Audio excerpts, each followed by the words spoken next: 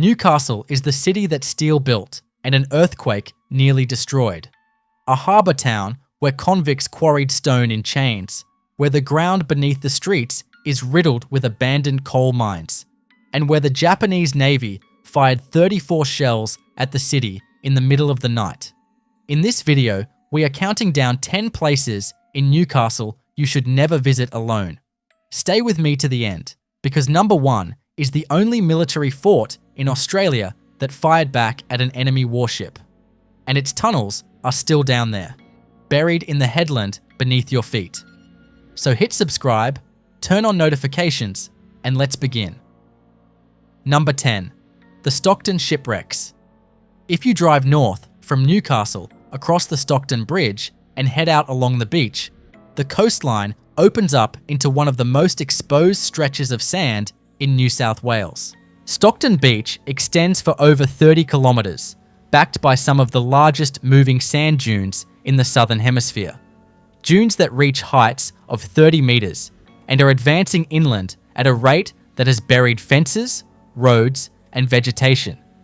The beach is wild, windswept, and beautiful. It is also a ship graveyard. Over the past 2 centuries, dozens of vessels have come to grief on the Stockton sandbars and along the approach to the Hunter River. The entrance to the river was one of the most treacherous harbour approaches on the Australian coast, a narrow channel guarded by shifting sandbars that change position with every storm. Ships that misjudged the channel, that arrived in heavy weather, or that lost power at the wrong moment were driven onto the bars and pounded to pieces by the swell. The shifting sands have swallowed most of them, but periodically, after heavy storms strip the beach down to the hard sand beneath, the remains of wrecks emerge from the shore. Rusted boilers, iron ribs, broken masts, and hull plates protruding from the sand like the bones of something enormous. The most famous is the Signa, a 53,000-ton Norwegian bulk carrier that ran aground in a severe storm on the 25th of May, 1974. The ship broke in two. Her rusting stern section sat on the beach for years, becoming one of the most photographed landmarks in the Hunter region before being partially dismantled. Wreckage from the Adolphe, a French bark that went down in 1904 with the loss of 20 crew, occasionally surfaces after storms. The Kawara, wrecked in 1866 with the loss of 60 lives, lies somewhere beneath the sand, its exact position unknown. Each wreck tells a story of a ship that was trying to enter or leave the Hunter River and lost the battle with the weather, the currents, or the sandbars that have guarded Newcastle's harbour since long before Europeans arrived.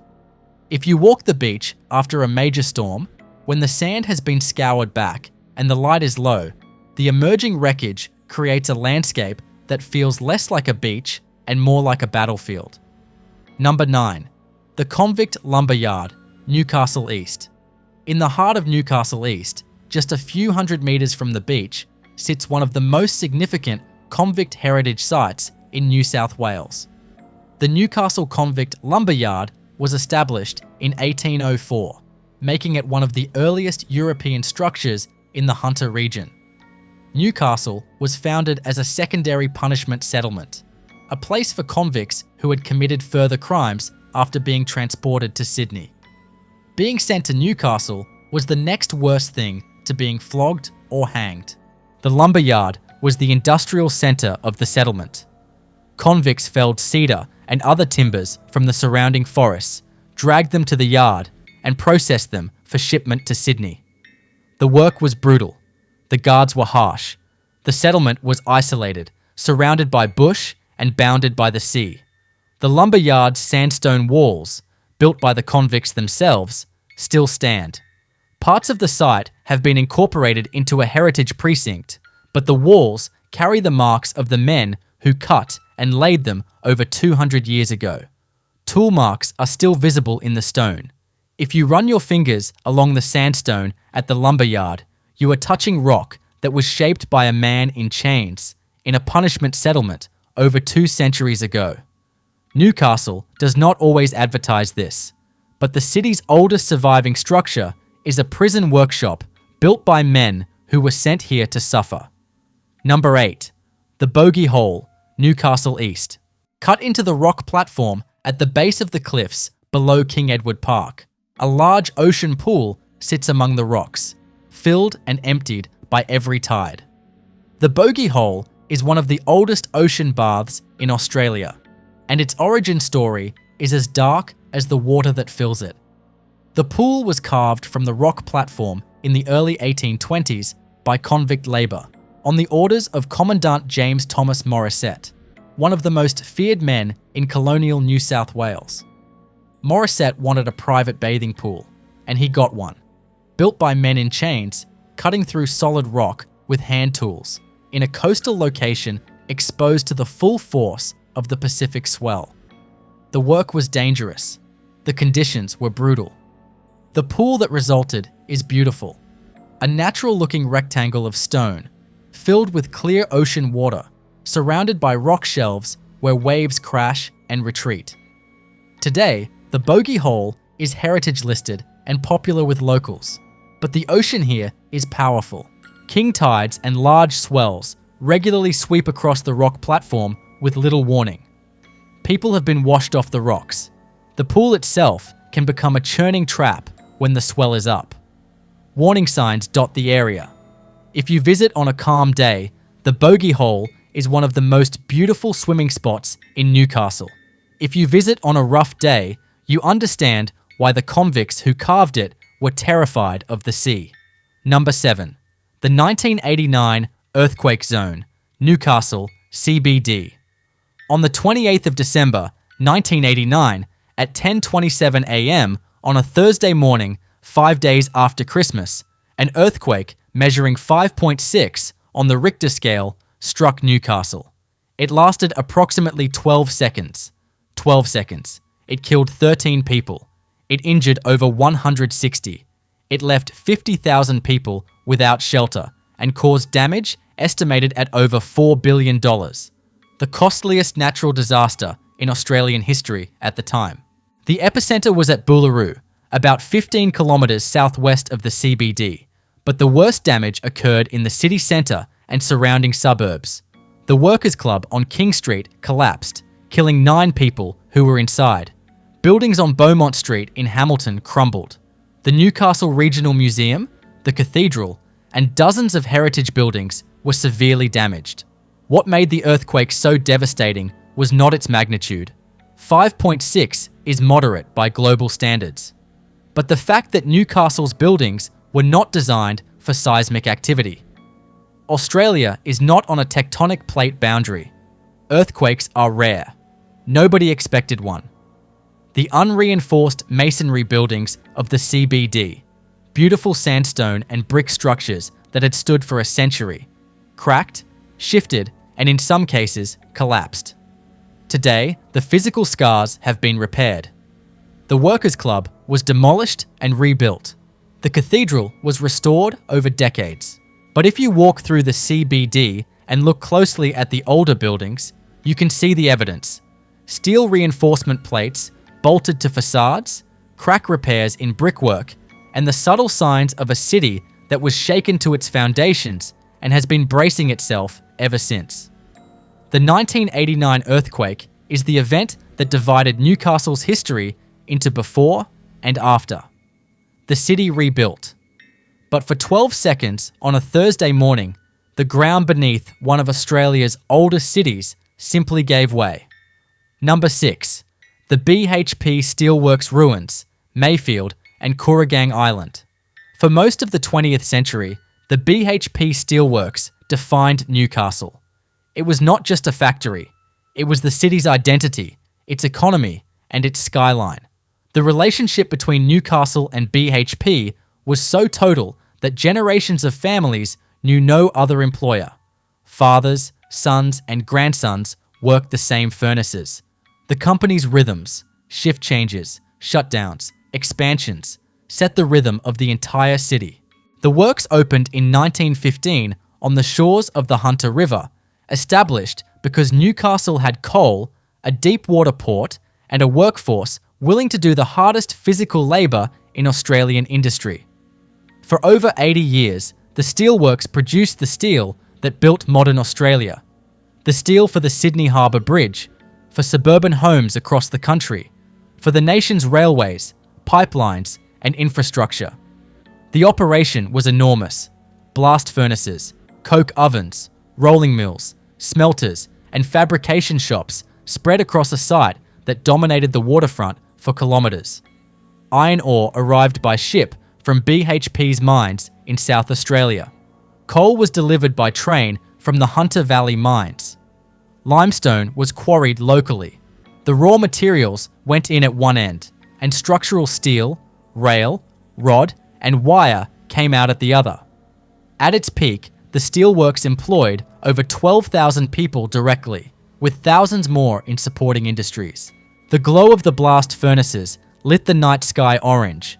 The sound of the works, the roar of the furnaces, the clang of metal, the rumble of conveyors, carried for kilometres across the city. People set their clocks by the shift whistle. Then, on 29th of April 1999, BHP announced the closure of the steelworks. The decision had been years in the making. Falling steel prices, increasing competition from Asian producers, and a corporate strategy that was moving away from heavy industry. But when the announcement came, it was devastating. Thousands of jobs disappeared. Families that had worked at the steelworks for 3 generations lost their livelihoods. The city went into economic shock. Unemployment soared. The identity that Newcastle had carried for 84 years, a steel town, a working town, a town that made things, was stripped away in a press conference. Today, much of the steelworks site has been remediated and redeveloped, but fragments remain. Concrete foundations line the waterfront. Rusted infrastructure sits among the new buildings. At certain points along the foreshore, you can still see the scale of what was here.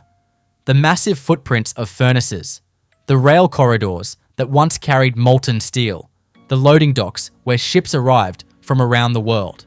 The steelworks are gone, but the ground they sat on is still contaminated in places, still being cleaned, still being monitored, and still carrying the memory of the industry that built the city and then left it behind.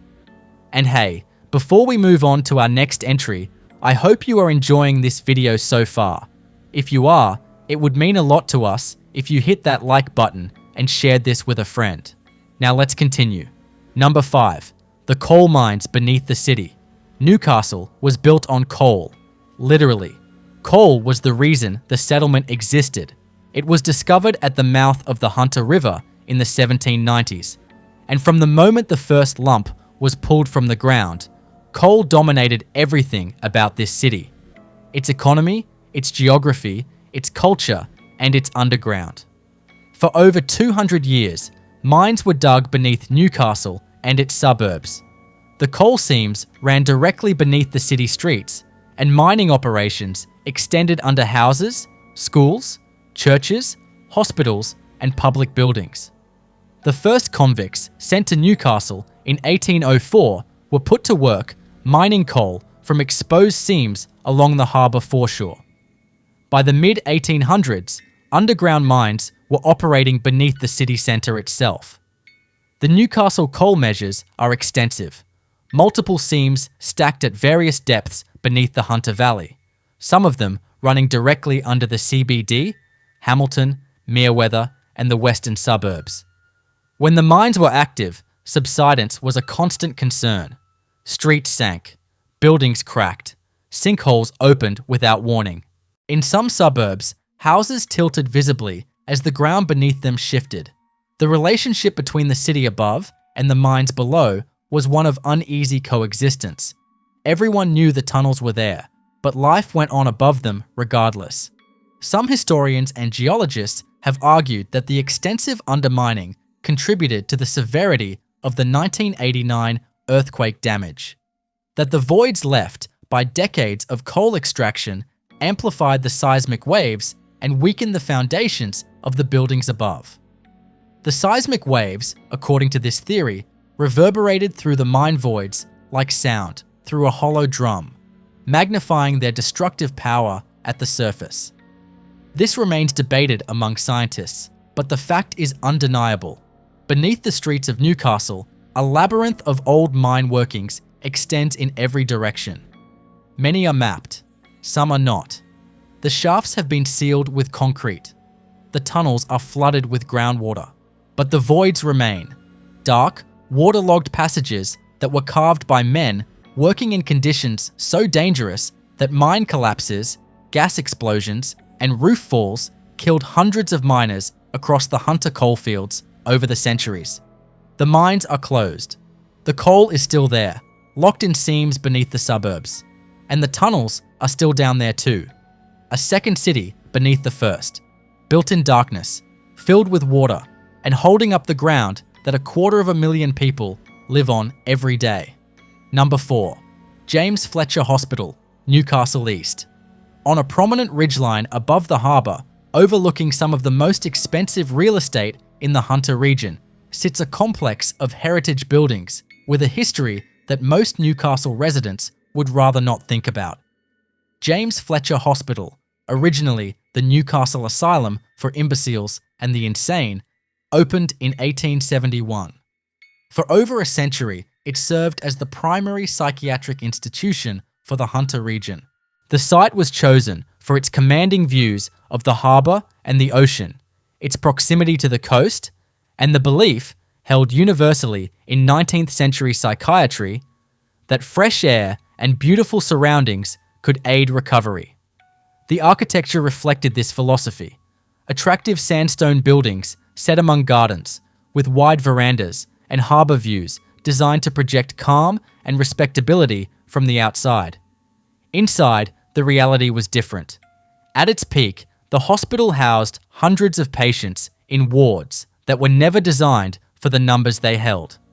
Overcrowding was chronic from the earliest decades. Treatments followed the same arc as every 19th century Australian asylum. Moral treatment and occupational therapy giving way to physical restraint, prolonged isolation, electroshock therapy, and heavy medication as the 20th century progressed. Patients were committed for conditions ranging from severe psychosis to epilepsy, alcoholism, postnatal depression, and what would today be diagnosed as anxiety, grief, or autism. Many were committed by family members who could not cope, or by courts that had no community-based alternatives to offer. Once inside, discharge was difficult. The bureaucratic requirements for release were far more onerous than those for admission. Many patients spent years or decades within the walls. Some spent their entire adult lives there. The cemetery associated with the institution, where patients who died were buried, many of them in unmarked graves, is one of the least known heritage sites in Newcastle. The facility was progressively closed through the late 20th century as mental health care shifted to community-based models. Today, parts of the site have been redeveloped, but heritage-listed buildings remain. Their sandstone walls overlooking a harbour where yachts sail and ferries cross, their interiors dark, their histories heavy.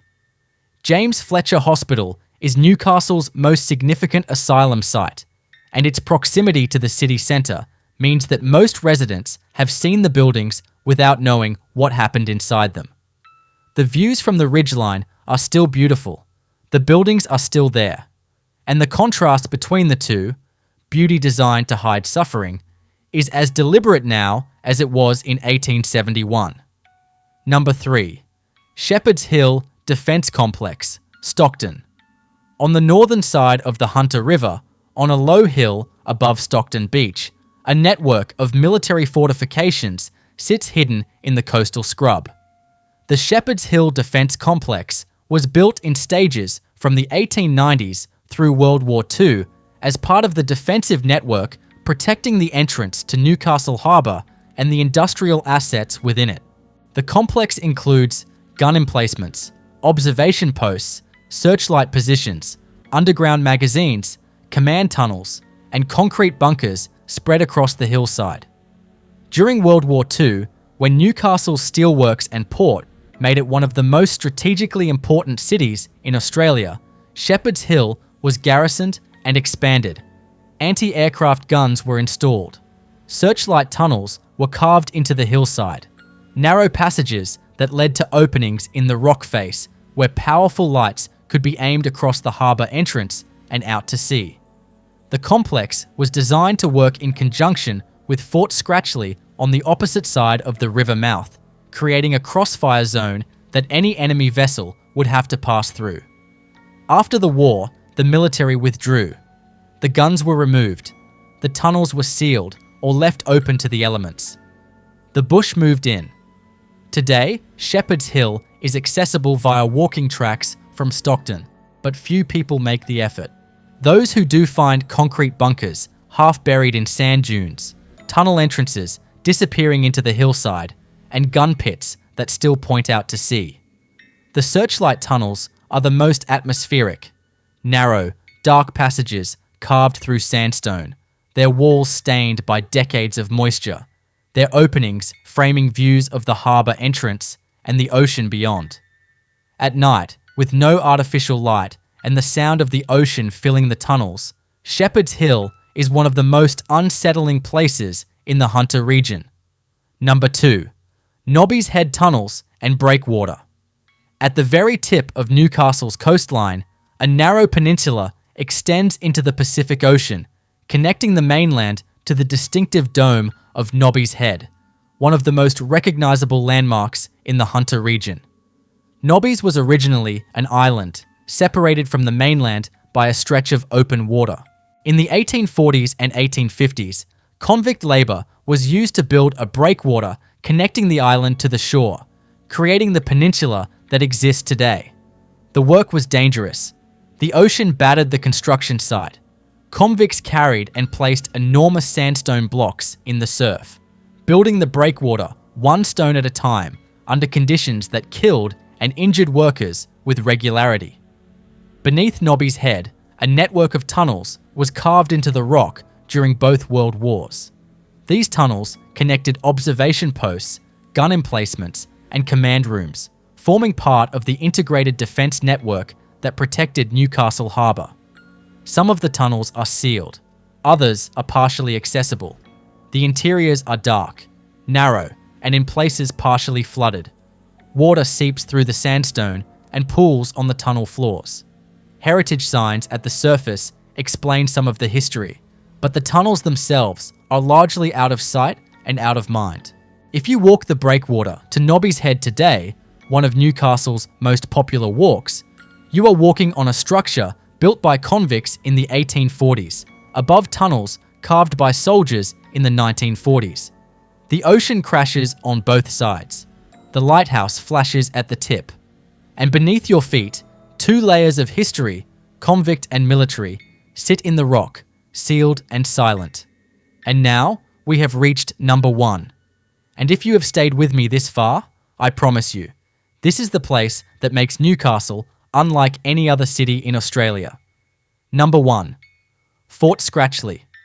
On a headland above Newcastle Beach, looking out across the Pacific Ocean, sits the only military fort in Australia to have returned fire on an enemy warship. Fort Scratchley was built in the 1880s as part of the Coastal Defence Network designed to protect the colony of New South Wales from naval attack. The fort's gun emplacements, heavy artillery mounted on the headland, capable of firing across the harbour entrance and out to sea, were positioned to defend Newcastle's port and the industrial assets within it. Underground tunnels were carved into the headland beneath the gun positions. Magazines stored ammunition. Command rooms coordinated the defence. Barracks housed the soldiers. For decades, the fort sat quietly on the headland, its guns pointing at an empty ocean. Then, at 2:15 a.m. on June 8, 1942, the ocean was no longer empty.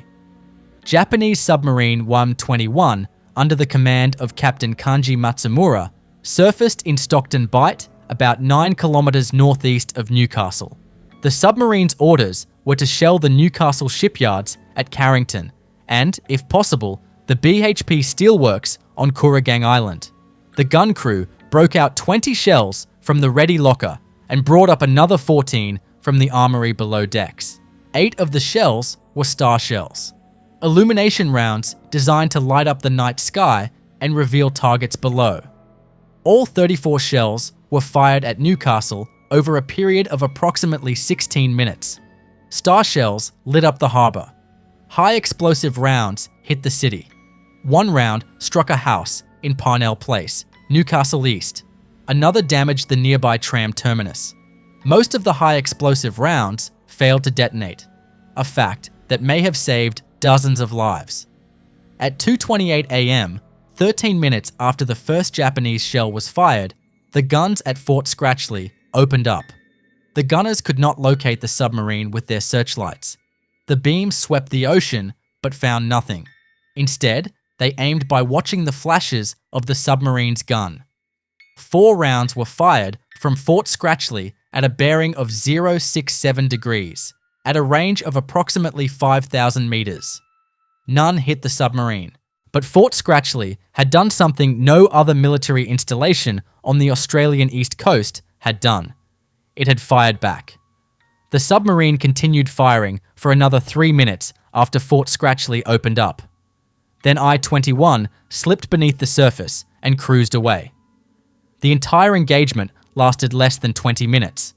No one in Newcastle was killed.